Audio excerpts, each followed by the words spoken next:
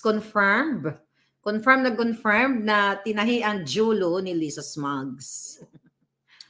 So yan talagang karma. I hope mawakasan na ang mga sindikato. Mawakasan na ang mga Gina. Gusto na siyang ipadukot ng bonggang-bongga ni Remulla, ni Lisa, ni Kuting, at lahat ng mga magkakasabwat na yan.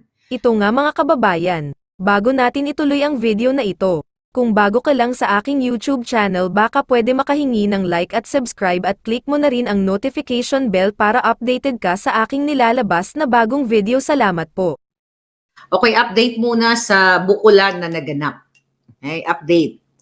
So, yes, it's confirmed. Confirmed na tinahi ang Julo ni Lisa Smugs. Natuwa ba kayo? Sabi ko nga sana pumantay na yung panang hinayupa. Okay? So dahil nga nagbatuhan sila, nalaglag ang hitad, lumalaban, alam mo naman pumipisik-pisik yan eh. So ang mga kadagdagang eksena, pareho silang bangag at nagbatuhan ng mga sindikato. So, syempre si Ahas ay umilag. Sa pag-ilag niya, na jombag yung ulo niya eh. lalong nagkabukol-bukol. Sabi nga niya, Mother Pebbles at ni Sally Kigochi ay flu call. Ayan. Raimi, gising na gising. Okay. Syndicato, how are you? So, yan talagang karma. I hope mawakasan na ang mga sindikato. Mawakasan na ang mga Gina Yupak. Sana lahat ng butas ng katawan niya ay itinahina. Alright, sabi ni Berto Marino. Di ba? Nakikita ninyo yung galit ng taong bayan. Pero syempre, patuloy na naglalaban ng Ahas. Kaya nga, lagi tayong nananawagan dito sa Men and Women in Uniform at you guys na kailangan ninyong kumilos. Kailangan ninyong wakasan na ang mafia at sindikato. Okay? Sindikato. Remember that, Raimi? Sindikato? Akala ni Raimi, yung sindikato. Yung pangalan mo, Cindy, akala niya pangalan ng tao. Yung pala, sindikato. As in, the sindikato. Alright. So, karma, mabilis. Napakabilis ng karma dahil, again, itong mga bayaran ng mga kongresista, bayaran ni Tambaluslos, actually, pera ninyo, sinusuhol, binabribe. Para, again, dyan sa charter change na yan, maybe we'll talk about, again, ulit ng charter change. So ngayon, pag-usapan natin si Congressman Arnie Teves. Ma'am Beth Rubio, how are you, palangga? Stitch snake skin leather, sabi ni Dense Scorpion. Dense, like ang hindi natutulog, like ang nakaabang sa iyong palangga. Karma is real. Napag-alaman natin na si Congressman Arnie Teves ay nagsik na naman siya ng asylum visa. Okay, sa East Timor. 'Di ba na nga siya na huli at based nga sa ating informant diyan ay hindi proper serve yung arrest niya according to my informant. Okay? So pinag-aaralan ng camp o ng legal team ni Teves nila Attorney Topacio ang kanyang case para magkaroon siya ng asylum o ma-approve yung kanyang asylum dahil nga gusto na siyang isapilitan, okay, na iuwi sa Pilipinas. Gusto na siyang i-deport from Timor-Leste o Timor-Leste. Gusto na siyang ipadukot ng bonggang-bongga ni Remulla, ni Lisa, ni Kuting, at lahat ng mga magkakasabwat na yan. Dahil nga sa kanilang mga fabricated crime o mga tanim-tanim kaso. Right? Mamaya, mga kababayan, i-connect natin yung kidnapping o extraction na ginawa ni Lisa, DOJ, DFA. Ngayon, mga kababayan, di ba, inaresto nga siya noong March 2022. According to Ferdinand Topacio, okay, Attorney Topacio, actually, talagang tinatry nilang i-extend, okay, yung proseso again, at nagsisik nga sila dun sa korte ng East Timor o Timor-Leste, mga kababayan, para dinggin ang kanilang kahilingan na mabigay ng asylum visa o asylum itong si Congressman Teves. So gagawin nila lahat, yung mga arguments, papers, kung paano nila ma-convince ang bansang Timor-Leste sa kanyang political asylum. So, looking forward na magawa nila ng paraan at lahat ng mga legal moves, legal remedies na pwede nilang i-present doon, ay mapagbigyan sila at ma-approve o ma-approve nitong asylum na ito. So, mga kababayan, eto kasi ang sistema. Okay? Una, ano ba yung asylum visa na yan? Actually, dito sa Amerika, may kaibigan ako na-approve siya asylum visa. May segue ko lang ng konti.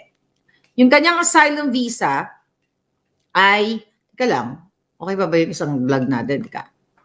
Right? Okay, very good. So actually, yung asylum visa, pwede mo yan ihingiin sa mga bansa na kung saan merong ganyan kung ikaw ay in danger sa iyong bansang inalisan. Okay? O tinakasan dahil may mga demonyo na katulad ni Liza Ahas Araneta Marcos.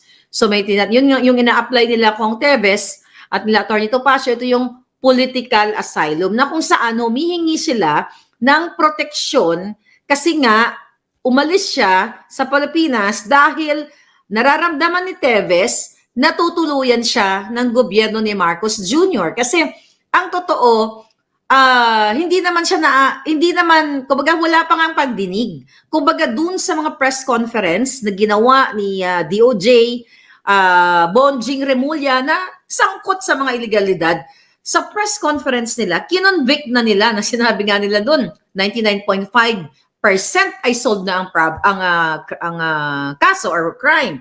Ganon din yung ginawa nila kay General Bantag, 'di ba? Inuuna nila ang press con or trial by publicity. Sa kanilang mga press con, kino-convict na nila yung tao katulad na ginagawa sa akin o sa kani-kanino pa, 'di ba? Anong mga kasinungalingan, nagtanim ng kung ano ng mga kaso. So ang gusto nilang ilagay sa isipan ng taong bayan, once na magkaso sila sa kahit kanino, ay convicted na. You know what? Kahit sino pwedeng mag-file ng kaso, kahit kanino, kahit trip-trip lang, katulad ni Liza Ahas Araneta Marcos at ang gobyernong ito, kahit ikaw, palangga. Okay? Romeo, kung sino ka man, pwede kang, kahit wala kang ginagawang bagay, kahit tahimik ka, kung gusto kang pagtripan ni Liza, dahil gusto niyang demonyohin ang buhay mo, pwede kang gawan ng kaso. Then, dahil hawak nila ang gobyerno, magpapapress con sila gamit ang mga mainstream media na mga bayaran at sasabit, kumbaga kinonvict ka na dun pa lang sa press con nila.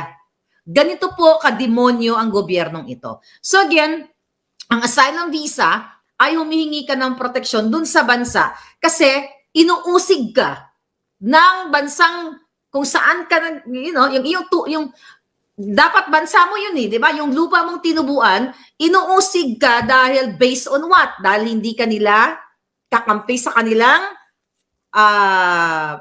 mga pulboronic, okay?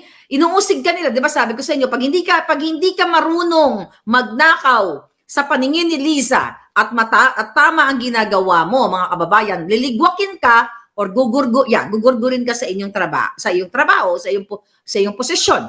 So yun, kaya ang isang tao at ang katulad ni Teves ay manghihingi o mag-a-apply ng asylum kung nakikita niya na ang gobyerno ni Kuting ay puro pangdorobo, puro pangdurugas dahil mga kababayan, magkaiba nga at actually it's not about magkaiba ang ng partido lang Dahil alam nyo na yan na hinawakan na ni Liza, ni Tambaluslos ang business na dating negosyo ni Congressman Teves sa Negros. 'Di ba? So yun yung mga kababayan, yun yung gusto nilang gawin. Kaya naman karapat-dapat lang na humingi ng political asylum ito si Kong Tevez. Sa madaling sabi, mga kababayan, ang political asylum ay magpuprotekta sa taong ginigipit ni Lisa. Dahil siya ay nanganganib, dahil hindi siya mabibigyan ng fair trial. Paano siya bibigyan ng fair trial? Kinonvict na nga siya through trial by publicity. So the fact na kinonvict na siya ng mismo ng Department of Justice na supposedly sila ang institusyon na magbibigay ng hustisya, pantay-pantay na hustisya sa bawat mamamayan, pero sila ay ang umuusig mismo diyan sa mga taong gusto nilang usigin. Nilalagay nila sa mapanganib na sitwasyon. Kaya katulad ni Pastor Kibuloy, may nabasa ako dyan. So yun ang ginagawa na tinatamnan na ng kaso, naghahanap sila ng mga peking evidence, peking witnesses para idiin dyan. Katulad sa Senate nga kay Pastor Kibuloy, yan ang ginawa din kay Pastor Kibuloy. It's the same thing with Arnie Tevez. It's the same thing with me, mga kababayan. Kaya yan ang gusto nila. Kaya dahil nga, syempre nga, sabi ko nga, vindictive narcissist itong si Lisa. Ang issue, balik tayo kay Pastor Kibuloy, Diyos ko, November pa lang, alam nyo na yan because of this channel. Ngayon, mga kababayan, kailangan proteksyonan ang mga taong ginigipit katulad nga ni Tevez through asylum dito sa bansa kung nasaan siya. Kasi kailangan siyang proteksyonan dahil baka pumunta ng Pilipinas, igugurguri na siya. Tapos sinasabi ng DOJ, poprotektahan daw nila si Tevez, ganito, ganyan. Ipapatupad nila ang tama, ang batas. The fact, mga kababayan, na binaboy na nila yung tao, tinrial na nila sa social media, sa mainstream media na mga kasabwat nila, walang fair and square na trial kay Tevez.